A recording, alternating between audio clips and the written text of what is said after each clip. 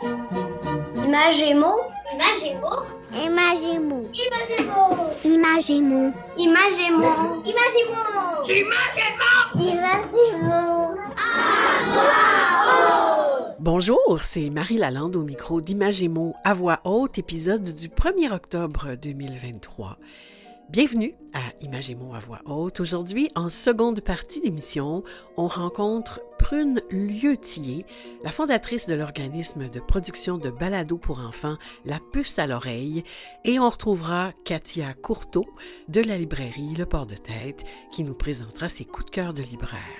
Mais d'abord, en première partie, je vous présente 2 enseignantes et 2 étudiants du Collège international Marie de France qui nous parlent de leur formidable projet, la réalisation de livres audio pour un jeune public malvoyant. On retrouve également avec plaisir Marie Barguirgian de On a tous besoin d'histoire. Dans la chronique littéraire Raconte-moi une histoire, aujourd'hui, on vous fait découvrir l'album Les aventures d'Alphonse Lapin de Jean-Claude Alphen, publié chez Deux. Et cette année encore, on veut faire des liens avec les actualités littéraires et les événements littéraires qui se vivent tout près de chez vous ou un peu plus loin. Alors, il y aura des actualités rares en fin d'émission, émission qui dure maintenant 1 heure, rappelons-le. Encore une fois, tout plein de livres et de choses à découvrir sur la littérature pour les jeunes. Bonjour, je m'appelle Jonathan et j'ai 7 ans. J'aime quand ma mère me lit un livre parce que c'est très intéressant. Dans les coulisses du livre. Dans les coulisses du livre, c'est le moment de l'émission où on rencontre des gens qui font les livres jeunesse. Aujourd'hui, c'est particulier parce qu'on aurait pu mettre l'indicatif de « Dis-moi ce que tu lis ». On reçoit Pascal Godet, qui est prof de musique et doctorante à l'UQAM, Claire Grenet, qui est prof de français, Noé Cohen et Lara Jaffar, 2 élèves de 5e du Collège international Marie de France. On reviendra sur le degré scolaire. Bonjour à vous 4. Bonjour. Et c'est un grand, grand plaisir de vous recevoir à la radio de Canal M, à Imagemo à voix haute. Pascal, si vous voulez, on va commencer avec vous. Vous avez tous vécu un projet fabuleux qui s'appelle « Je te prête mon oreille ». Une oreille avertie peut raconter tellement de choses, dans le cadre duquel vous avez réalisé 6 versions audio de livres pour le jeune public aveugle ou malvoyant. Moi, j'aimerais savoir pourquoi et qu'est-ce que c'était votre objectif? Alors, les objectifs sont... D'abord, bonjour et merci de nous accueillir. C'est un plaisir. Les objectifs sont multiples, en fait. Le premier constat que j'ai fait, c'était à travers ma recherche doctorale, puisque je travaille sur la notion d'écoute. Je me suis aperçue, en fait, que les livres jeunesse, souvent, étaient enregistrés par des adultes à destination d'enfants et non pas par des adolescents à destination d'enfants. Ah oui. Et j'ai remarqué en travaillant avec les adolescents déjà depuis, on va dire, une vingtaine d'années, qu'ils ont une approche, on va dire, des mêmes objets que nous, ici la lecture, qui sont différentes et qui peuvent apporter une fraîcheur et une créativité qu'on n'a pas forcément. Et c'est ce que je voulais mettre en avant à travers ce projet-là, en les guidant évidemment dans la mise en son des histoires. Et la deuxième motivation, c'est qu'on s'aperçoit, enfin en tout cas moi, c'est mon point de vue, je trouve que quand on enseigne et qu'on transmet un savoir à l'école, souvent il est décroché, il est, décontextualisé. Ouais. Et là, on est vraiment dans le cadre d'un savoir qui est situé, c'est-à-dire que les élèves réalisent un projet, ils savent pourquoi ils le réalisent et pour qui. Oui, le destinataire, il existe. Il existe vraiment. réellement, Ouais. voilà. Et je trouve que la concrétisation de ce projet à travers justement cette émission, c'est aussi une réalité qu'ils peuvent toucher du doigt. Ah, c'est tout à fait juste. C'est un projet qui a été vécu par combien d'élèves, de quel niveau et par combien d'enseignants au Collège Marie de France? Alors au total, c'est 58 élèves, c'est-à-dire 2 classes de 5e. Alors ça, c'est dans le système français. Je pense que par rapport au système québécois, ça doit correspondre au secondaire 1. Oui. Et donc, 3 enseignantes, donc Claire Grenet qui est ici avec nous, professeure de français et de latin, une autre collègue, donc Françoise Tony, également professeure de français, et moi-même, enseignante en musique. Donc, et donc deux groupes, vous disiez, oui. Ça représente combien d'élèves? 58. Une 58, donc une soixantaine d'élèves. C'est ça. Quand même. Et ça s'est passé comment? Qui a fait quoi? Alors moi, d'abord, j'ai sollicité mes collègues, savoir si le projet les intéressait. Donc, elles ont dit oui, oui, tout de suite. Ouais. Et ça s'est vécu donc en 2022-2023. C'est ça, l'année scolaire 2022-2023. Donc, au départ, il y a tout un travail de gestation. C'est-à-dire que moi, j'ai conçu le projet, je leur ai soumis, elles l'ont amendé en disant oui, ça je suis d'accord, tu peux corriger ça, etc. Ensuite, on a sollicité des partenaires, je crois, on en parlera tout à l'heure, sans qui le projet n'aurait pas pu aboutir. Et ensuite, on s'est partagé le travail. C'est vrai que le temps d'un enseignant est souvent compté, et je crois que Claire me contredira ou pas. On aime bien aussi travailler indépendamment, chacune, en sachant ce qu'on fait respectivement dans nos cours, ce qui permet une certaine liberté à chaque enseignant. Moi, dans la conception musicale et sonore, et Claire, par exemple, dans la façon qu'elle a d'aborder la lecture, l'oralité, en fait. Tout en ayant un but commun, c'est ça l'idée. Ouais. Ah, c'est intéressant. Si vous voulez, on va se faire plaisir. Vous avez eu la gentillesse de nous proposer un court extrait de chacun des 6 livres. On va donc entendre un extrait de, d'abord, Madame Mouette et Monsieur Pigeon, Copain et moi, Une nuit de rêve, La girafe pas de cou, As-tu vu ma bicyclette et Le croco qui vit chez Papy.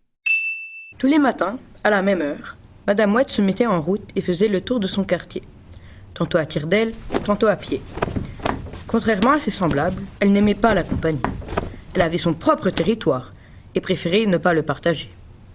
Si une autre mouette osait s'y aventurer, elle la chassait d'un crourr retentissant. Elle visitait d'abord le bac à ordures du restaurant chinois chez Bao, puis celui dans la ruelle derrière le supermarché. Je m'installe à la fenêtre du salon et j'attends. Heureusement que je suis patiente, car 3 heures, c'est interminable. Le voilà, le voilà, le voilà! Copain arrive! Je me précipite à l'extérieur. Monsieur Richard, l'éleveur de chiens, ouvre la portière de sa camionnette. Vloum! Une nuit de rêve de Réa Dufresne et Daniel Sylvestre.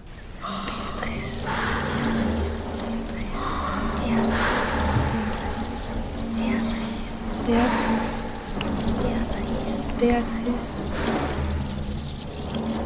J'entends mon prénom. Est-ce ma mère qui me parle? Béatrice! Hé, Béatrice, réveille-toi! Je dois rêver. Ma mère me réveille alors que plus tôt, elle voulait que je dorme. Béatrice, il faut que tu vois ça. D'abord, c'était très pratique pour jouer à cache-cache. Attention, elle arrive. Mon Dieu, attends, t'as laquelle elle est sortie. Oh non. Ensuite, elle permettait à Gertrude de boire de l'eau sans prendre des positions ridicules comme les autres. La petitesse de son cou comportait aussi de nombreux inconvénients. Gertrude était, entre autres, incapable de croquer les délicieuses feuilles qui poussent au sommet des acacias sans avoir recours à des solutions extravagantes. De sa chute fut sa cri... Son cri ? Non, sa crinoline. Son jupon devenu parachute, elle a atterri en douceur sur une bicyclette. Ma bicyclette! Désolée, mais non. Elle a atterri sur le dos d'une biche. Oh, mais pourquoi me raconter tout ça? Parce que c'était une biche voleuse de bicyclette. Regarde, elle est là. Où ça? Là. Vraiment? Mais puisque je te le dis. Croco qui vit chez Papy. Élodie Duhameau. Les humains aiment la compagnie des animaux. Il en existe de toutes les sortes. Et dans ce domaine, chats et chiens ont la cote. Il y a les grands chiens, il y a les petits chiens, il y a les chats tigrés, il y a les chats touffus. Et il y a Maurice. Ça, c'est magnifique, vraiment. D'abord, je voudrais dire que les auditeurs vont pouvoir retrouver les coordonnées ou les particularités de chacun des livres, les auteurs, la maison d'édition sur le site de l'émission. Et moi, je trouve ça magnifique. Je voudrais souligner la qualité des lectures, la variété, l'apport utile des environnements sonores. C'est vraiment extraordinaire. Lara et Noé, à quel livre vous avez participé? Qu'est-ce que vous avez fait dans chacun des livres? Commençons avec Lara, si vous voulez bien. Moi, j'ai fait la lecture de Monsieur Pigeon et Madame Mouette et j'ai aussi travaillé avec la manipulation des instruments. Donc, pour faire des environnements sonores pour Madame Mouette et Monsieur Pigeon, c'est ça? Oui. Wow! Et Noé? Moi, j'ai participé au livre « As-tu vu ma bicyclette ?» Donc, j'ai lu le personnage masculin. Ouais. Et j'ai fait également quelques sons du livre. OK. Puis qu'est-ce que ça t'a apporté comme expérience? Déjà, c'était vraiment hyper amusant comme projet. Ouais. Et aussi, en ce qui concerne la lecture à haute voix, ça m'a vraiment permis de pouvoir mieux améliorer ma lecture à haute voix. Ouais, ouais. Et aussi l'articulation. Ouais. Ça m'a aussi permis de l'améliorer. La prononciation, l'articulation, tout ça. Ben écoute, et ça s'entend. Vraiment, c'est très, très, très bien fait. Et toi, Lara, qu'est-ce que ça t'a apporté, cette expérience-là? Moi, ça m'a, comme Noé a dit, c'est aussi vraiment amusant ce projet. Ça m'a apporté beaucoup de joie et la satisfaction, désolée. D'avoir réalisé ce projet-là. Oui. Qu'est-ce que vous avez appris pendant ce projet-là? On a appris comment manipuler beaucoup d'objets dans notre environnement. Pour faire des sons? Oui. Ah oui? Donc, est-ce que vous saviez, par exemple, pour faire tel ou tel son, qu'on procéderait de telle ou telle façon? Vous avez appris des choses là-dessus? Oui, parce que parfois, c'était étonnant qu'on pouvait utiliser des objets qu'on ne pensait pas qu'on pouvait utiliser pour produire certains sons. C'est bon. Puis toi, Noé, qu'est-ce que tu as appris? Déjà, je suis d'accord avec Lara. Oui. On a bien appris sur ce sujet. Mais aussi d'apprendre que des enfants malvoyants vont écouter nos histoires, c'est hyper touchant. Et puis, c'est surtout très récompensant. Oui, mais c'est valorisant, moi, je pense, de savoir que c'est le fun parce que vous vous sentez utile. Ah oui, c'est super important, ça, dans la vie. Claire Grenet, vous enseignez le français au Collège Marie-France. À quelles étapes du projet êtes-vous intervenue et de quelle façon? Alors, je suis intervenue à partir du moment où on avait choisi les ouvrages proposés par ma collègue Pascale Godet. Les élèves sont arrivés avec une présélection de lecteurs dans laquelle j'ai dû ensuite faire un tri pour harmoniser un petit peu en fait le résultat de la lecture, parce que au point de départ, notamment dans des histoires un peu complexes, il pouvait y avoir plusieurs narrateurs avec des voix très différentes. Ouais. Donc il a fallu aussi persuader les élèves qu'il était important de choisir, quitte, et c'est ce qui a été fait, quitte à produire plusieurs versions d'une même histoire. Donc je suis intervenue sur l'organisation de la lecture, la répartition des rôles. Les élèves se sont entraînés, bien sûr, sur le plan technique, le rythme de la phrase, les liaisons, etc. C'est-à-dire aborder le texte de façon musicale, finalement. Je dois dire que si on a cette qualité d'enregistrement, c'est parce qu'ils ont aussi travaillé de leur côté. Je ne suis pas la seule responsable pour la lecture, la partie lecture de cette réussite. Et il est vrai que les bruits, l'accompagnement sonore produit un effet assez extraordinaire, me semble-t-il. Donc j'ai quand même travaillé avec eux l'aspect technique en les mettant en situation. C'est-à-dire que les lecteurs étaient placés devant leurs camarades pour avoir le sentiment de s'adresser à quelqu'un. Parce que moi, je trouve que de mon point de vue de professeur de français, l'intérêt de ce projet, c'est que ça leur apprend à habiter les textes. Et ça, ils en ont besoin. Bien sûr, dans le cas d'un audiolivre, ça va de soi, mais de façon constante dans ma matière, souvent les mots restent un petit peu sur la feuille. Or, ils ont une dimension visuelle, sonore, qu'il faut incarner. Et je trouve que ce projet-là est particulièrement intéressant pour cela. Oui, mais c'est intéressant parce que c'est comme si le fait de faire les voix, ça fait que quand on est dans nos propres lectures, on a ces voix-là dans notre tête aussi. Et on peut faire ça même. Donc, je fais un lien. Qu'est-ce que les élèves gagnent en lecture, en écriture, en communication orale? C'est les trois composantes de ce que c'est le français. Qu'est-ce que les élèves gagnent dans ce genre de projet? Alors, comme je le disais, ils gagnent de passer du stade de la lecture à celui de la narration pour le projet. Lire, ce n'est pas raconter. Raconter, c'est autre chose. On s'adresse à quelqu'un. Et en fait, dans la pratique ensuite de la littérature, il y a cette capacité à mieux saisir le sens d'un texte parce qu'on l'incarne complètement en le lisant. Donc je pense que là-dessus, ça les aide en fait à progresser dans cet apprentissage-là. Oui, et toujours en sachant qu'on va être entendu par quelqu'un qui en bénéficie. Donc, tu disais tout à l'heure, Noé, cette reconnaissance-là ou ce sentiment d'utilité, c'est important d'avoir un destinataire qui existe pour vrai ou qui est réel. Pascal, vous avez on a parlé tout à l'heure des partenaires pour réaliser ce projet. Qui sont-ils, ces partenaires? Alors, 2 partenaires centraux, sans qui le projet n'aurait pas eu lieu. Alors d'abord, c'est Prune Lieuetier, qui est cofondatrice et co-directrice de La Puce à l'oreille, qui est une OBNL qui produit des contenus audio pour enfants. Oui. Et c'est par son contact que j'ai rencontré donc Nicolas Trost, qui est responsable des projets spéciaux aux éditions Les 400 coups, et qui nous a fait confiance pour ce projet-là. Prune avait déjà fait une présélection des ouvrages, dans la mesure où je lui avais dit que je voulais que ce soit quand même des ouvrages qui permettent de relier l'humain, l'individu, à l'environnement. Donc là, il y a un rapport avec les animaux, avec les objets ou les environnements naturels à travers les livres. Et puis après, donc, on a fait une sélection. Enfin, c'est surtout Claire et Françoise qui ont sélectionné les histoires parmi cette présélection. Ouais. Et Nicolas donc, nous a donné vraiment le feu vert pour travailler sur les histoires donc, des éditions. Et donc là, le retour, finalement, c'est que une fois que je vais avoir relu toutes les histoires audio pour vérifier s'il y a des détails à parfaire, je vais leur donner des choix à faire, puisque parfois on a 2 versions pour une même histoire. Oui.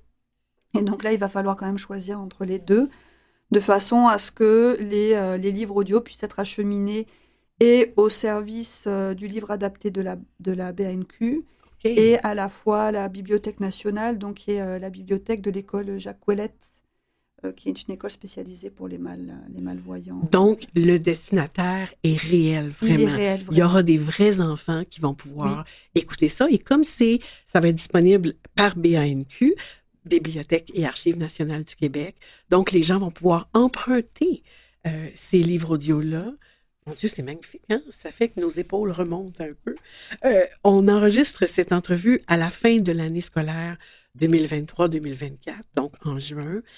Est-ce que les parents, les autres élèves de l'école, le personnel de l'école ont pu ou pourront entendre ce que vous avez réalisé? Ah ben je le souhaite. Après, comment dire, il y a tout un processus par rapport à la mise en ligne de ces histoires, puisqu'il y a des droits dessus. Oui. Il faut que je vois avec mes partenaires comment on s'y prend pour le rendre accessible. Mais le but, c'est de le rendre accessible au plus grand nombre. Parce que quand on avait discuté en amont, on avait parlé de la possibilité d'un éventuel concert. Alors, ça va avoir lieu demain en interne. Oui. Demain, donc, la date étant...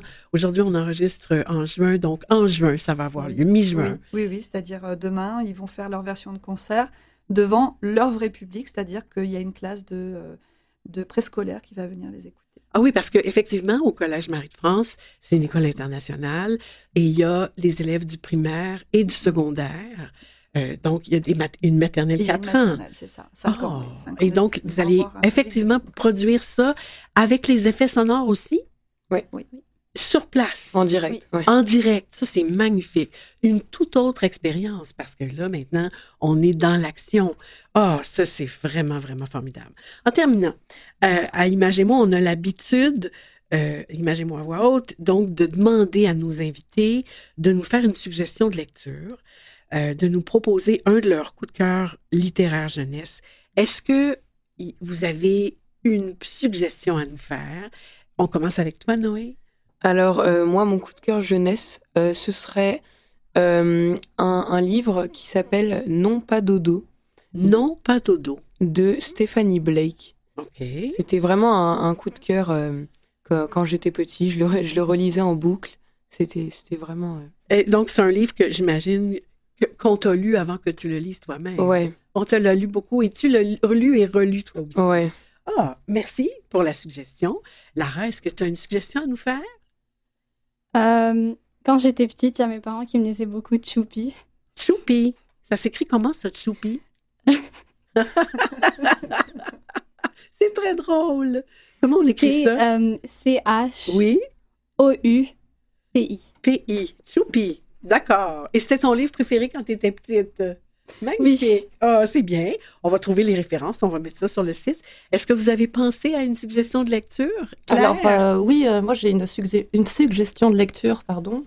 C'est un hit pour mes enfants, c'est Le château d'anniversaire de Claude Ponty. Oh, Claude Ponty, oui. Bon, alors il y a l'aspect visuel aussi, bien sûr, mais avec une langue parfois très fantaisiste et qui les passionne toujours. Donc c'est un livre que l'on relit souvent à la maison. Oui, j'aime bien, je prends ça en note. Et Pascal? De ma mémoire, peut-être qu'il va me faire défaut, je ne sais pas si je vais bien restituer le titre.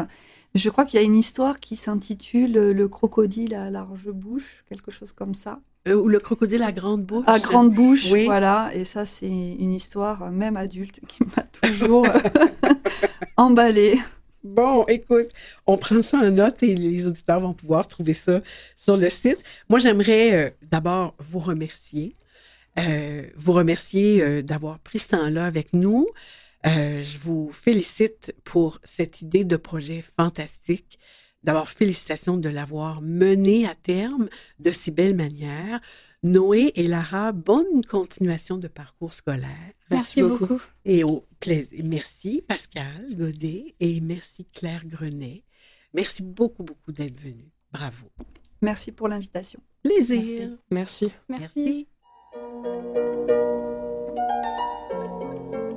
Bonjour, je m'appelle Margot, j'ai 7 ans. J'aime quand mon père me lit un livre parce que j'aime apprendre des choses.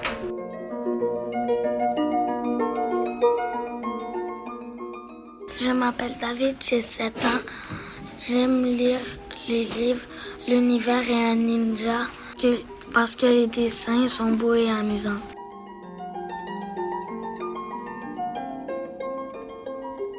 Raconte-moi une histoire. On écoute maintenant une des chroniques littéraires de On a tous besoin d'histoire. Avec Marie Barguirgian, on vous fait découvrir un album magnifique de Jean-Claude Alphen, Les aventures d'Alphonse Lapin, publié aux éditions 2. On écoute.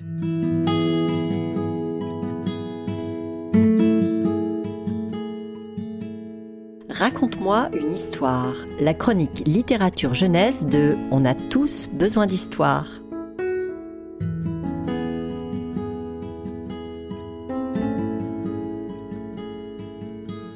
Voici les aventures d'Alphonse Lapin de Jean-Claude Alphen, un talent fabuleux que les éditions 2 nous ont permis de découvrir. Pensons à Adélie, La visite, Philémon ou Comment faire dormir papa. Mais dis-moi Marie, je feuillette ce livre et je me demande si ce voyage ne serait pas un peu le voyage autour du monde de Jean-Claude Alphen lui-même. Quand on y pense, Alphonse, Alphen, voilà deux noms qui se ressemblent étrangement, non? Peut-être que Jean-Claude Alphen est lui-même un grand voyageur. En tout cas, il a transmis à son personnage, Alphonse Lapin, la curiosité et le goût de l'aventure dans ce récit qui se passe de mots, car une image vaut 1000 mots, c'est connu. Et oui, en quelques minutes, le temps d'aller de page en page, sachez, chers auditeurs et auditrices, que vous allez vivre un impressionnant et passionnant voyage autour du monde. Il démarre au coin d'un petit café parisien et se termine au Québec. Avec le talent qu'on lui connaît, Jean-Claude Alphen croque les scènes sur le vif et fait de notre planète un espace où circulent des personnages hybrides, mi-humains, mi-animaux. Et le voyage, c'est aussi parfois quelques mésaventures, car si rien ne semble arrêter Alphonse Lapin, il connaît quelques accidents et des embûches qui contrarient parfois ses déplacements. De montgolfières en train, d'avions en moto, de parachutes en bateau. Mais ces arrêts ponctuent et rythment bien le déroulement du voyage qui nous est raconté. Pour la lectrice ou le lecteur, les illustrations ne trahissent jamais le pays visité, bien reconnaissable chaque fois par ses monuments. Comme Notre-Dame de Paris, avec une flèche presque redéfinie, l'Acropole d'Athènes, Big Ben ou l'Opéra de Sydney. Ou encore des aspects culturels très clairs. À Londres, des fish and chips. À Venise, des gondoles. Au Japon, des sushis. Dans sa vision du monde, Alphonse Lapin devient le Christ du Campo Vado à Rio de Janeiro, la statue de la liberté à New York ou même Dieu égyptien. Il s'extasie devant les tournesols de Van Gogh et les multiples carottes peintes par Andy Warhol. Tout cela ne manque vraiment pas d'humour. Bien sûr, la fin d'un voyage est toujours un peu triste et Alphonse nous regarde l'air dépité sur l'une des dernières illustrations. La planète n'est pas si vaste pour un grand voyageur comme lui. Alors, pourquoi pas un voyage au centre de la Terre? Et c'est sur ce livre ouvert de Jules Verne que se termine l'album, sur la promesse d'une aventure à poursuivre. Car on nous voudrait encore plus de ces illustrations pleines de pages colorées, vivantes et grouillantes de monde, ou parfois exprimant la solitude du voyageur avec ce trait vif à l'encre, mouvant comme le vent. Au cœur des villes, au pied des monuments, ou en prenant le large par-dessus les océans, ou les cimes dans le bleu chaleureux du ciel, Jean-Claude Alphen réussit là un album sans texte d'une grande beauté, magique pour les yeux et la curiosité qu'il déclenche dans l'esprit du lecteur, grand ou petit. Rappelons le titre de cet album, Les aventures d'Alphonse Lapin de Jean-Claude Alphen, et c'est publié chez Deux.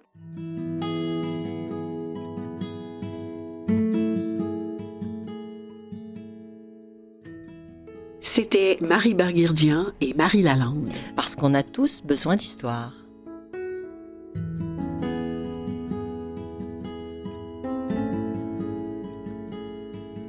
Sur le site de l'émission, vous retrouverez les liens vers le titre mentionné, la page Facebook de On a tous besoin d'histoire, celui qui vous permet de réentendre toutes les chroniques littéraires Raconte-moi une histoire, ainsi que celui vers le blog de Marie Barguirdian, Arstramgram.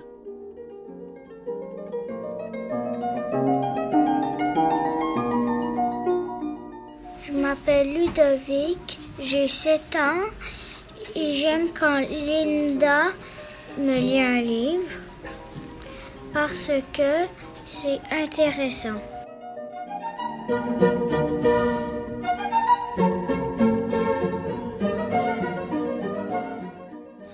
Moi, je m'appelle Sénaï, j'ai 7 ans. J'aime quand ma sœur me lit un livre parce que c'est drôle. Restez avec nous. Dans 2 minutes, je rencontre Prune Lioutier de La Puce à l'oreille, justement, l'un des partenaires des enseignants et des étudiants du Collège Marie-de-France pour le projet dont on a parlé en début d'émission. Je rencontre aussi Katia Courteau de la librairie Le Port de Tête qui nous parle de ses coups de cœur de libraire. Et il y aura des actualités littéraires. À tout de suite.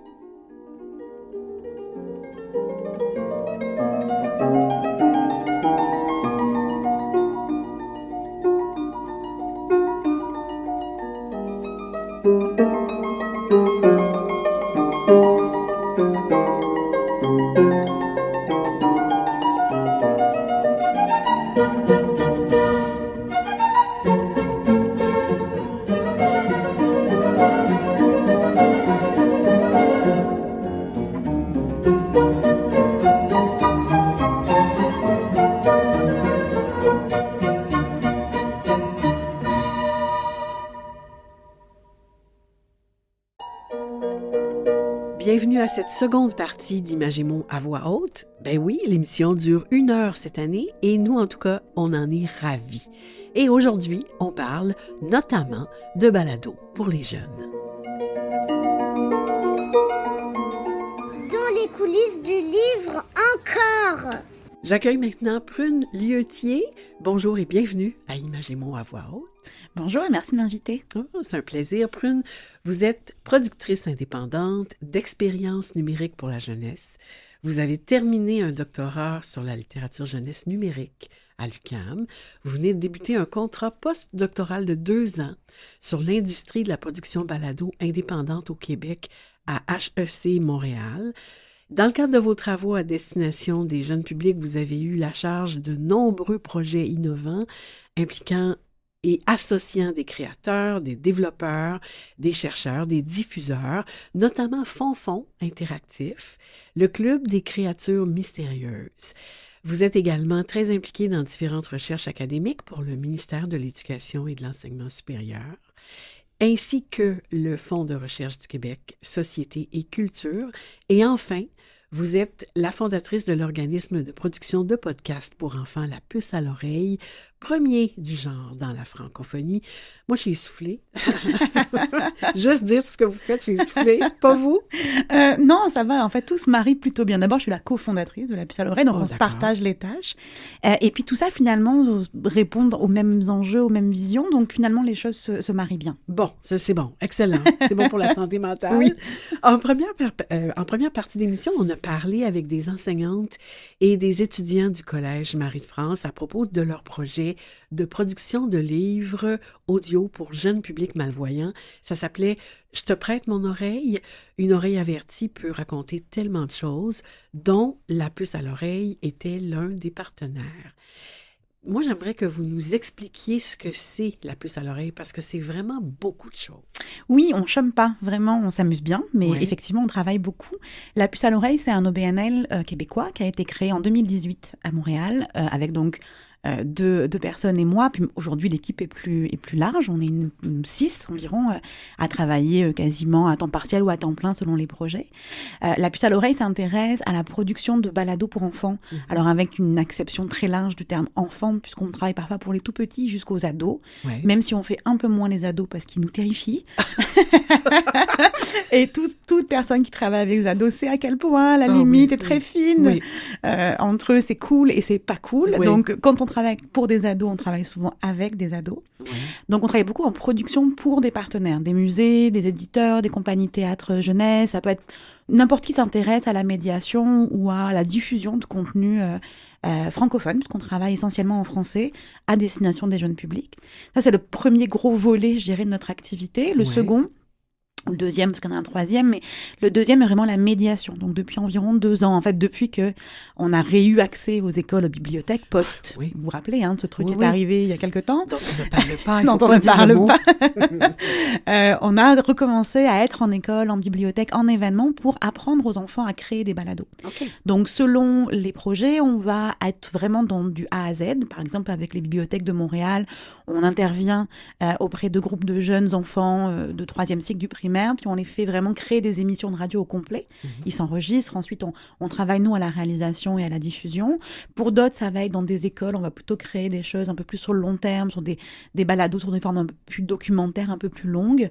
Parfois, c'est des choses plus courtes, des récits personnels. En tout cas, c'est très, très varié en fonction des partenaires avec qui on travaille et des intentions pédagogiques aussi de nos partenaires. Et le troisième volet, je dirais, c'est vraiment la francophonie. On développe, donc, comme je disais, on travaille essentiellement en français. Rares sont les fois où on va produire en anglais. Les seules fois où on produit en anglais, c'est quand un partenaire comme un musée, par exemple, a l'obligation, lui, d'avoir une proposition bilingue. Mais sinon, on va travailler essentiellement en français.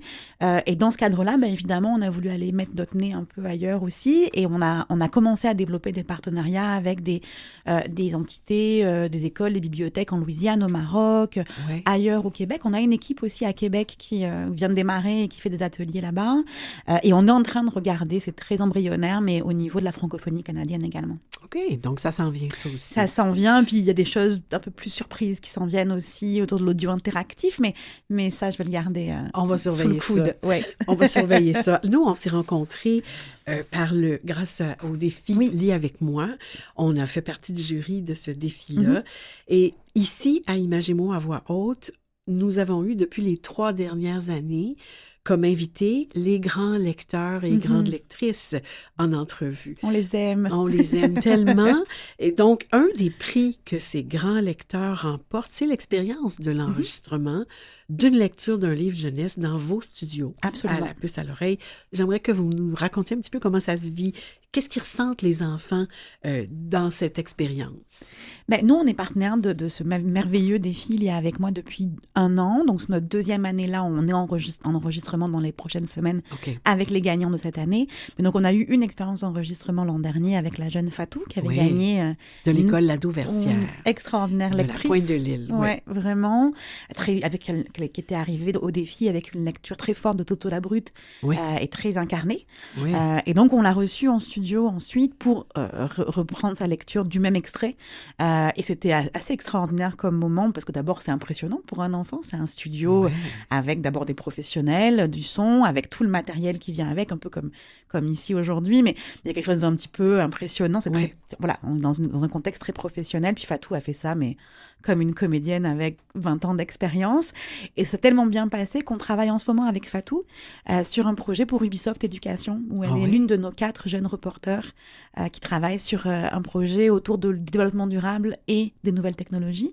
Donc Fatou nous suit, puis j'espère que Fatou va nous suivre pendant un petit bout encore. Ouais, je vous le souhaite, parce que c'était vraiment une lectrice avec un aplomb. Absolument. Puis les 2 lecteurs de cette année sont assez impressionnants aussi. Autant Princesse que Henri, qu'on a reçu il y a 2 semaines à l'émission. Mais on a hâte de les recevoir en studio, puis on sait que ça donne toujours des moments extraordinaires parce que finalement, parfois, les enfants sont extrêmement professionnels. En fait, la plupart du temps, ils sont extrêmement professionnels, puis il n'y a rien de plus satisfaisant, je trouve, que de voir un enfant qui se sent compétent. Oui. Et c'est souvent des moments dans lesquels ils se sentent compétents. Et donc, vous travaillez d'une part avec les enfants, les jeunes, mais vous travaillez aussi avec des professionnels. Oui. Je pense à ce que vous faites qui s'appelle « À l'écoute ». Oui, absolument. Où vous reprenez en fait, c'est des documentaires, mais qui sont en lien avec un album jeunesse. Exactement. En fait, c'est un projet qui nous tient très à cœur, qu'on a démarré en 2022, au printemps 2022, qui est soutenu par le ministère de la Culture et des Communications du Québec et qui a pour vocation à soutenir finalement sous la forme d'une vitrine audio la littérature jeunesse québécoise. On en parlait avant que l'émission commence, mais moi je suis une fanatique de littérature jeunesse, fait que c'est un projet qui en plus personnellement me tient particulièrement à cœur. En gros, l'idée c'était d'associer une 50aine d'albums jeunesse de fiction québécois, donc pareil, 2e, 3e cycle du primaire, à des documentaires. Donc on n'est pas dans du livre audio, on reprend pas le texte de l'album, on vient le compléter avec un éclairage documentaire. À ça s'ajoutent des fiches pédagogiques autour du balado, donc ça fait une séquence pédagogique. C'est évidemment aussi pour les parents et les enfants à la maison, mais en classe, c'est intéressant parce que c'est une séquence pédagogique complète, entre guillemets, avec le livre papier, parfois le livre audio. Certains éditeurs avaient déjà, dont certains faits par Vues et Voix, le balado complémentaire et la fiche pédagogique en lien avec l'audio. Donc tout ça permet d'explorer un univers narratif très riche. Complet. Ouais, vraiment. Et riche. Oui, vous avez vraiment le mot, c'est riche. Et donc, revenons sur ce que vous proposez aux enseignants des écoles à la puce à l'oreille. Pouvez-vous nous donner des exemples de ce qui a été déjà réalisé avec des classes d'enfants? Alors, d'abord, on a une proposition de fiche pédagogique, comme je disais, qui est gratuite, qui a été faite avec, ayant, comme vous le disiez, un passif de chercheuse. Les liens avec l'UQAM n'ont pas été très, très longs à mettre en place. On est dans la place. Non, c'est ça. C'était pas très compliqué. Donc, on a travaillé avec l'UQAM, et notamment avec Nathalie Lasselle et son équipe de recherche pour développer ces fiches pédagogiques-là qui permettent aux enseignants d'exploiter nos balados en classe. Donc, ça, c'est gratuit, c'est téléchargeable sur notre site. C'est également sur Télé-Québec en classe. En tout cas, on a fait des partenariats pour que ce soit diffusé le plus largement possible. Ça, c'est la proposition en ligne. Mais effectivement, on se rend dans les classes. Et on développe, en fonction du projet pédagogique de l'enseignant qui nous accueille, des balados sur mesure.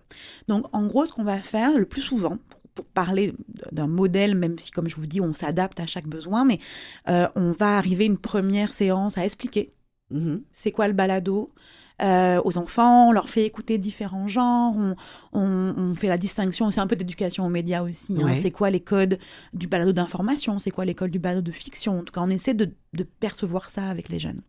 Dans un deuxième temps, les jeunes sont amenés avec un canevas qu'on travaille avec l'enseignant à écrire leur balado.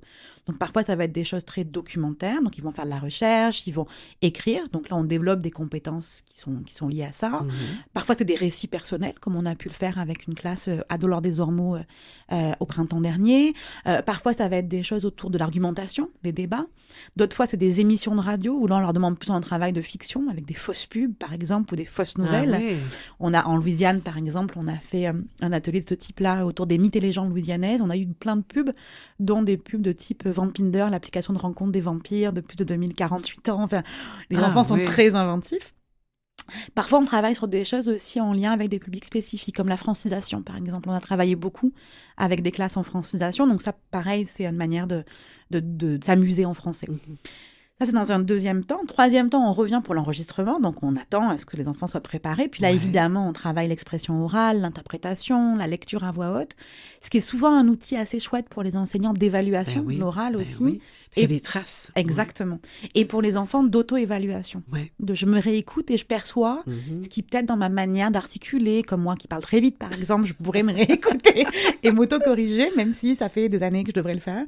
Ça, c'est la troisième étape, mettons. Et ensuite de ça, on travaille avec eux ce qu'on appelle, nous, l'écriture sonore. C'est-à-dire que À la base, on voulait travailler le montage et la réalisation dans les classes. Mais on s'est rendu compte d'abord qu'on voulait être le plus accessible possible. Et malheureusement, il y a un grand éclectisme dans le niveau d'accès aux équipements techniques, au niveau de littératie numérique. Donc ça, nous, on le fait nous à part. Mais on travaille un peu sur commande des enfants, je dirais. C'est-à-dire qu'on retourne en classe avec un genre de scénar-image adapté à la réalisation sonore qu'on a créé, où on travaille avec eux. Ce serait quoi, par exemple, quel bruit tu mettrais à tel endroit, quelle musique, quelle ambiance tu veux créer.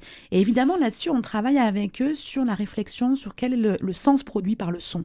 Donc, avant de faire le scénar-image, finalement, de leur balado, on s'interroge là-dessus collectivement. Par exemple, ce serait quoi les bruits de l'école? Alors, les bruits de l'école, souvent, les enfants vont nous dire « Ah ben, c'est le bruit de la cloche, c'est le bruit des enfants qui jouent dans la cour de récréation. Parfois, c'est un peu la maîtresse qui crie aussi. Et ensuite de ça, on monte dans un niveau d'abstraction. Ce serait quoi les bruits de l'amitié, par exemple? Donc là, on réfléchit collectivement, comment est-ce que, si on n'avait pas de texte, pas du tout de voix, comment est-ce qu'on traduirait l'amitié juste en son? Et ça donne des réponses parfois extrêmement intéressantes. On a un petit garçon qui nous a dit, par exemple, que pour lui, les bruits de l'amitié, c'était le bruit de 2 manteaux d'hiver qui se frottent l'un contre l'autre. Et là, j'étais comme, oh my God! Oui, c'est tellement beau! I know, mais c'était vraiment extrêmement mignon, ce qu'on peut ressortir de ça. Ah, mais c'est formidable. Écoute, les balados jeunesse que vous produisez à la puce à l'oreille sont disponibles sur votre plateforme? Oui. Sur les As de l'Info, je pense? Alors, certains d'entre eux, effectivement, on a un partenariat avec les As de l'Info qui diffuse certains de nos balados quand ils sont documentaires. Mais là, j'ai une petite exclue à vous partager. Oui. On commence début octobre un balado spécial avec les As de l'Info, qui est un média pour enfants, qui va s'appeler le Journal des bonnes nouvelles, où on va donner que des bonnes nouvelles toutes les semaines.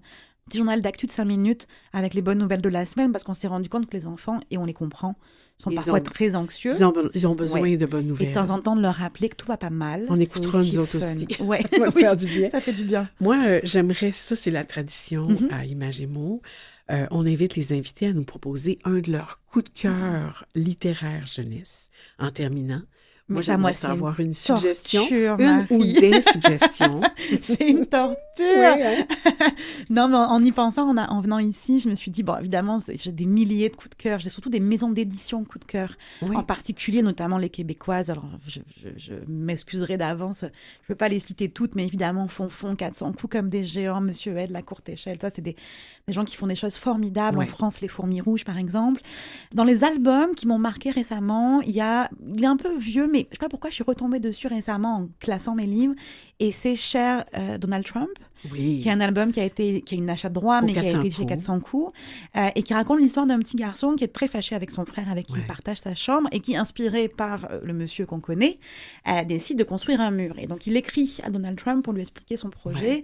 Et au fur et à mesure de ses lettres, il se rend compte que finalement, peut-être, c'est pas si mal d'avoir un frère dans sa chambre, et qu'un mur, ça ferait que les séparer. C'est une belle leçon. C'est vraiment très chouette, c'est drôle, et en même temps, c'est très tendre. C'est un dessin de Anne Villeneuve aussi. Absolument. Alors, je vous remercie pour la suggestion. Non, merci à vous. Prune, vraiment, je rappelle que les auditeurs pourront trouver sur le site de l'émission le lien vers votre site web et celui vers le titre que vous venez de mentionner. Super. Je vous remercie d'être venu nous parler de la puce à l'oreille. Merci à vous. Merci pour votre engagement, votre dynamisme et l'importance que vous accordez à la lecture, à ce qu'on entend sur toutes ses formes.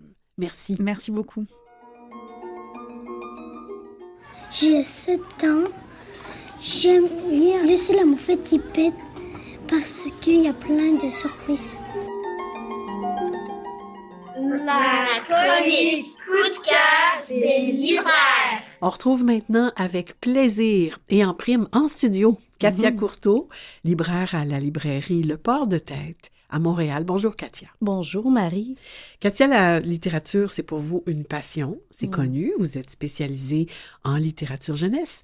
Avant de travailler à la librairie Le Port de Tête, où vous êtes depuis maintenant 7 ans, vous avez travaillé chez Monet, chez Clément Morin à Trois-Rivières, et on vous a entendu comme chroniqueuse à la radio de Radio-Canada à l'émission La librairie francophone. En attendant de vous retrouver, vous ou l'un de vos collègues à l'espace jeunesse de la librairie Le Port de Tête, nous, on profite de votre présence avec nous. Et donc, vous allez nous parler de vos derniers coups de cœur de libraire jeunesse, mais cette fois-ci, ce sont des romans pour des lecteurs un peu plus vieux. J'aime ça, on va ailleurs. Oui, j'avais envie de vous parler de romans, des romans québécois, romans étrangers aussi. Donc, je vais vous faire 3 suggestions. C'est des immenses coups de cœur. Je trouve que la rentrée littéraire commence tellement bien. On a toujours des belles surprises. Mais là, je peux d'abord vous parler donc d'un premier choix qui est une publication québécoise. Il s'agit du titre « Le presque chien, ni Dieu, ni laisse ». Oh, oui. Oui, titre énigmatique. Que l'histoire explique bien. Je vais vous parler de ça. Alors, c'est écrit par Frédéric Elbaz et donc publié aux éditions 2. Et il ne faut pas l'oublier, il est illustré par Pierre Pratt. Alors, Pierre Pratt, on le connaît bien. Oui. Ça, c'est riche, riche, riche. Oui, c'est magnifique. Donc, le roman est parsemé d'illustrations. Et Frédéric Elbaz, elle a été journaliste, éditrice jeunesse, puis enseignante. Et elle nous offre donc ce titre magnifique, drôle, rempli d'humour. On s'attache au personnage. Alors, qui est ce personnage? Le presque chien. En fait, c'est un petit teckel, peut-être. Pierre Pratt nous le dessine un petit peu. Moi, je trouve que ça ressemble à un petit teckel. Mais c'est pas ça qui est important. Ce qui est important, c'est le personnage lui-même. Il est attachant, adorable, empathique, reconnaissant. On l'aime d'amour, ce petit Bernard presque chien. Pourquoi presque chien? En fait, Bernard, il a été adopté par Marthe, une vieille dame très attentionnée qui s'occupe bien de lui. Elle est un peu mystérieuse, Marthe. Elle parle parfois dans une langue étrangère. Elle n'aime pas non plus les étoiles jaunes. Puis tout va bien. Oui, on va en apprendre un petit peu. Ça reste subtil, mais on en apprend un petit peu plus dans l'histoire. Et Bernard, en fait, va rencontrer une gang de chiens, la gang de Tché. Des chiens de ruelle, des chiens qui vivent libres, qui ne font pas confiance aux hommes.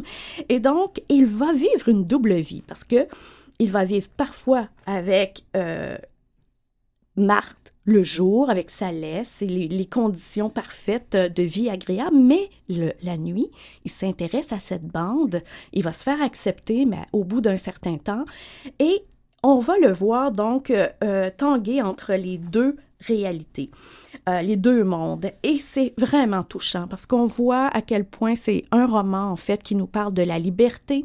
Il y a une critique des hommes, une critique sociale. C'est presque un roman social pour les petits. Et moi, j'invite les parents, en fait, à lire ce roman-là. Si vous avez des enfants à partir de 6 ans, ce serait une lecture parfaite. Qu'on peut leur faire. Ouais. Et c'est un roman qui s'adresse sinon en lecture autonome, je dirais à partir de 10 ans. Le texte est assez soutenu, mais c'est ça qui est beau et on les aime, cette belle gang. Cycle. Absolument. Ah, on a hâte de lire ça, vraiment. C'est vraiment très bon. Alors, je poursuis avec « Ne pars pas sans moi ». Un roman écrit à 4 mains, un roman publié chez Gallimard de Jennifer Niven et David Levitan, deux grands noms de la littérature adolescente américaine. Ils ont été remarqués pour différents romans traduits en plusieurs langues.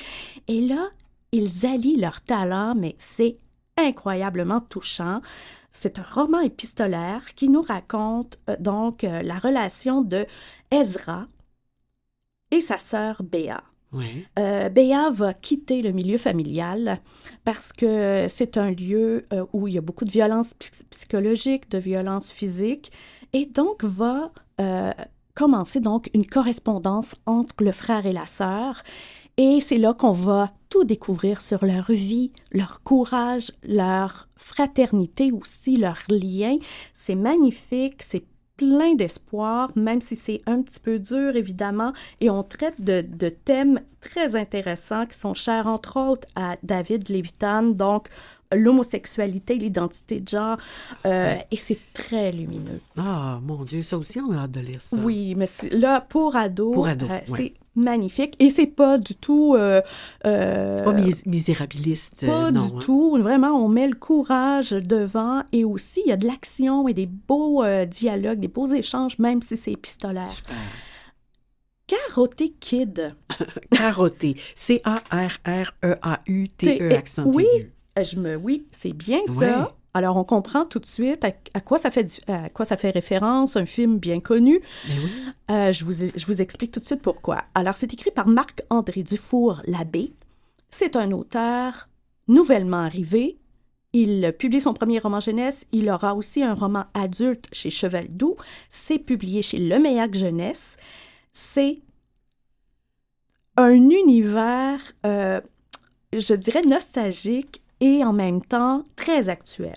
Donc, Karate Kid, c'est un jeune un ado qui a été surnommé comme ça parce qu'on comprend qu'il y a eu un lien avec le film. Et surtout, c'est un jeune homme qui nous plonge dans la musique grunge. C'est un roman d'amour. Dieu, c'est très actuel. C'est très actuel, mais en même temps nostalgique à cause de cette musique. Et aussi, donc, il va tomber en amour avec une jeune fille qui est déjà prise et donc il va déclarer son amour en faisant des covers sur sa chaîne YouTube dédiée à cette jeune fille. Et Marc-André Dufour-Labbé ouvre l'idée de l'amour libre, du couple libre. Okay. Donc, c'est très intéressant. C'est pour ça que c'est aussi actuel, très moderne. J'ai beaucoup aimé son écriture. On retient ce nom-là, Marc-André Dufour-Labbé. Moi, je vais tout lire ce qui suit. C'est publié chez Leméac et c'est très touchant aussi. Ben, merci, vraiment. 3 romans pour les plus vieux. On rappelle que les auditeurs vont pouvoir trouver toutes les références à propos de ce que vous nous suggérez sur le site de l'émission. Merci, Katia. Au grand plaisir. Au plaisir aussi partagé. Bonjour, je m'appelle Améliane, j'ai 9 ans et j'aime lire à voix haute parce que ça me permet de découvrir de nouveaux livres et de découvrir des nouveaux personnages. Des idées de lecture et de sorties littéraires. On vous indique sur le site de l'émission tous les liens vers les événements et activités mentionnés.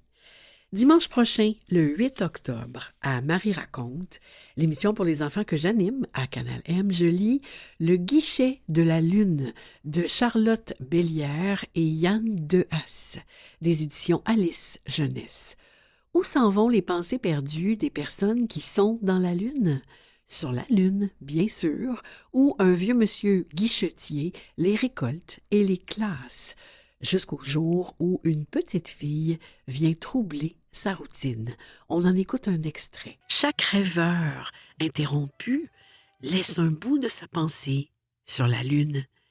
Le guichetier recueille ses pensées, les classe et les range pour qu'elles ne se perdent pas. Parfois, les gens les récupèrent, mais de moins en moins. Ding, ding! On voit le doigt d'une toute petite main qui appuie sur la sonnette du comptoir. Comment ça? Ding, ding! Quelqu'un a sonné? Rapide comme un escargot, Jean rejoint son guichet. Il prend la peine d'enlever son écharpe et d'ajuster sa casquette. Ce n'est pas tous les jours qu'il a de la visite. Quand il se penche par-dessus son guichet, il découvre une petite fille, une toute petite fille. C'est pourquoi, dit-il en ouvrant son registre et en remontant ses lunettes. Silence. Tu t'es perdu? La fillette ne répond pas. Monsieur Jean penche la tête au-dessus de son guichet et découvre la petite fille debout devant, avec son chandail rouge à capuche et ses grandes lunettes rondes. Jean sort de son guichet en marmonnant « Nom d'une moule, ce n'est pas la procédure. Il faut qu'elle reparte. » Du jeudi 5 au dimanche 8 octobre se tient la 20e édition du Salon du livre de la péninsule acadienne. C'est au Centre Réal-Cormier, au 155 rue de Grâce, à Shippagan, au Nouveau-Brunswick. Très chouette programmation jeunesse, avec notamment une lecture-animation par Orbi de son dernier livre, Le tiroir des bas tout seul, publié aux 400 coups. Pour info, voir le lien sur le site. Samedi 7 octobre, de 10h30 à 11h30, ont lieu les pyjamas contes avec Katia Courteau. Ben oui, la Katia qui vient de nous livrer sa chronique. C'est à la librairie Le Port de Tête, au 222 Mont-Royal, à Montréal. Pour info, on vous a mis le lien sur le site. Du jeudi 12 au dimanche 15 octobre se tiendra le Salon du livre de l'Estrie au centre de foire de Sherbrooke. Pour info, c'est sur notre site.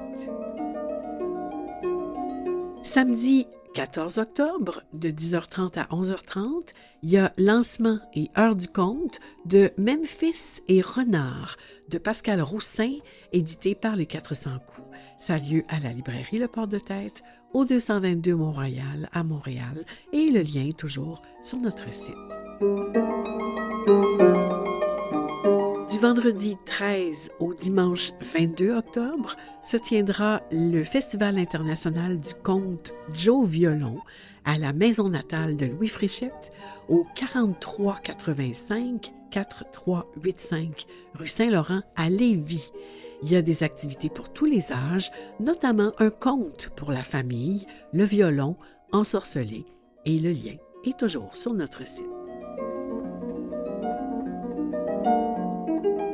Voilà, c'est tout pour aujourd'hui. Je remercie les invités et les collaborateurs d'aujourd'hui, Pascal Godet, Claire Grenet, Noé Cohen et Lara Jaffar du Collège international Marie de France pour le projet Je te prête mon oreille, une oreille avertie peut raconter tellement de choses. Prune Lieutier de La puce à l'oreille, Marie Barguirgian pour la chronique Raconte-moi une histoire, Katia Courteau pour sa chronique Coup de cœur de libraire, Michel Brûlé pour le soutien à la recherche, Mathieu Tessier en régie, au montage et à la mise en onde des Jean-Sébastien Laliberté, chef diffusion technique. Je vous souhaite des lectures captivantes et on se retrouve, je le souhaite, dans 2 semaines.